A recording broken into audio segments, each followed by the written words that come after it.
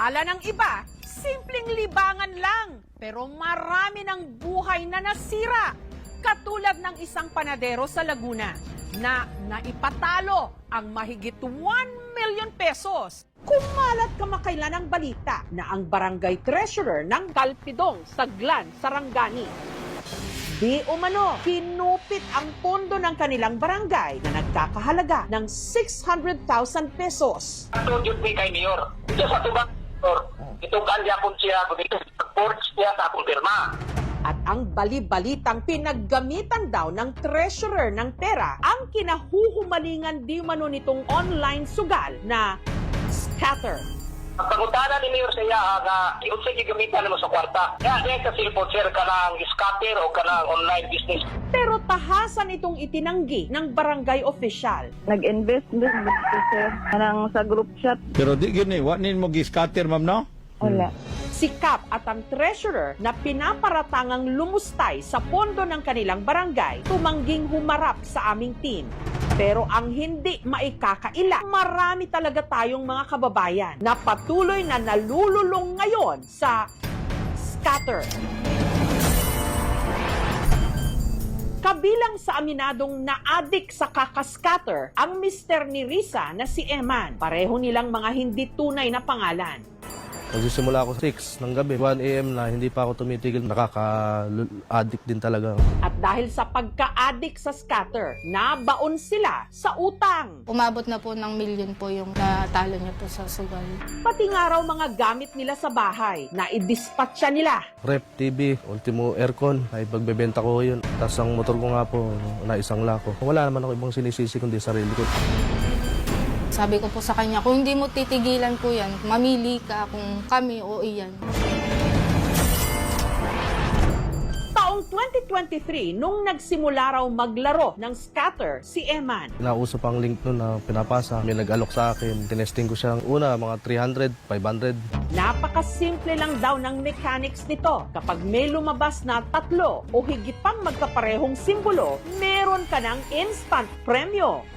Kailangan mag-match-match siya. Limit po sa una, papanalunin ka. Parang talagang may hypnotize ka. Yung binili na 75 pesos, naging 98. Tapos, babay spin ka ulit. May pakashi nga 500. Hindi na rin daw nahihirapan na mag-cash in si Emma ng kanyang pantaya at mag-cash out ng kanyang napapanalunan. Nakakonect na raw kasi ang app sa kanyang e-wallet. Thank you po. Magpapaload na ako ng 500 pesos. Pag natalo ho yun, wala at ako'y napapaisip na nga po na makabawi. Maglo-load na naman ho ng 500 pesos. 1 AM na, hindi pa ako tumitigil maglaro hanggang sa nauubos pa. 2 oras na lang, trabaho na ulit. Napuyat na, natalo pa. Ganun ang nangyari sa paglalaro ko noon. Ang hindi niya namalayan, sa kagustuhan niyang mabawi ang naitalong pera, ang kanyang kinikitang 6,000 pesos bilang master baker kada araw na ipantaya na rin niya. Mas malaki pa sa kinita ko sa loob ng isang araw, yung aking natalo. Almost 2 hours lang nang maubos yung 11,000. Minsan nga po, nangyari sa loob ng isang linggo, natalo ko 50, 60,000. Wala na pong halos natitira dun sa sahod. Yung dati po naming maayos na pagsasama, parang lagi pong nagkakagalit. Umabot na po kami sa time na pinapili ko po siya. Kung hindi niya po titigilan yung sugal, aalis po kami sa kanya. Para may pantustos si Eman sa kanyang mag-ina, nangungutang siya ngayon. Meron po akong dati inuutangan ng 5, 6, 20,000. Pero maging ang ipinautang daw sa kanya, na ipang-scatter din niya. Pag nag-CCR po siya, ang tagal. Yung pala, dala po niya po yung cellphone sa CR. Nahuli ko po siya nung kumakain po kami na akala ko po may kachat lang. Hinihinaan niya po yung volume para hindi ko po marinig yung tunog nung app. At dahil nagpatong-patong na ang interes ng kanyang mga nahiram, lumobo ang kanyang utang ng 200,000 pesos. Ang masama pa rito, hindi na sila makapagbayad ng upa, kaya umalis na sila sa inuupahang apartment sa Laguna. Talagang zero balance na po ako. Wala na po akong pambayad sa bahay. 2 months. Magti 3 months na kaming hindi nakakabayad.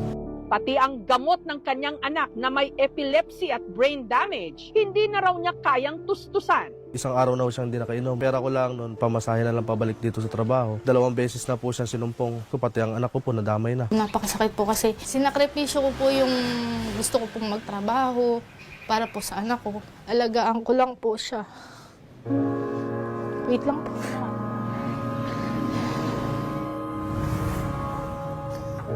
Sa kasalukuyan, inaalagaan ni Risa ang kanilang anak sa Bulacan, habang si Eman nagtatrabaho ngayon bilang panadero sa Laguna. Nung panahon na kalakasan ng kita ko, sige lang akong magtapon ng pera sa sugal. Kaya ako talaga sobrang nagsisisi dahil ako'y nagpadala doon sa sugal na yan. Simula po nang nag-October naman po, nung tumigil ako. May lamat pa rin po yung ginawa niya. Kaya lang po, lagi ko po iniisip na mahal ko po siya. Kaya pinapatawad ko po siya. Isang salik yung gambler's fallacy. Karamihan kasi ng mga nagsusugal, ang iniisip nila, sa sunod-sunod na pagkatalo, kalaunan, mananalo rin sila. Wala talagang garantiya o katiyakan na mananalo ka kahit na ilang beses kang matalo. O meron tinatawag na winning face. Hindi ka pa nananalo, pero yung curiosity na overcome mo na, dito mo na makikita yung reality face. Kapag hindi natin na-overcome yung ganitong cycle, pumupunta rin tayo sa yugto na ang tawag desperation.